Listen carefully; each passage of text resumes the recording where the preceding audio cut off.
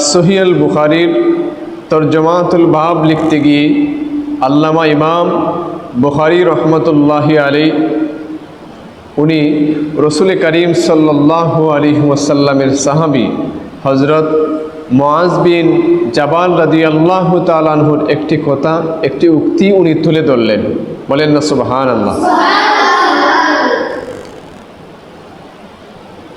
হযরত মুআজ বিন জাবাল রাদিয়াল্লাহু তাআলা আনহু একদিন উনি ওনার ছাত্র আসওয়াদ বিন হেলালকে ডেকে বললেন, আসওয়াদ বিন হেলাল, আসো আমরা বসি, কুরআন হাদিস শুনি এবং শোনাই, আর আমাদের ঈমানটাকে বাড়াই।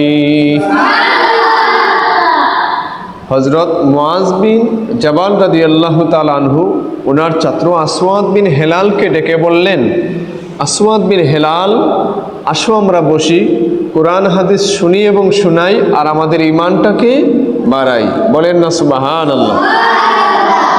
তাহলে কুরআন এবং হাদিসের মাজমায় মাহফিলে বসলে কি ফায়দা হয়?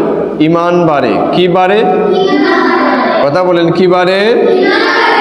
ঈমান বাড়ে।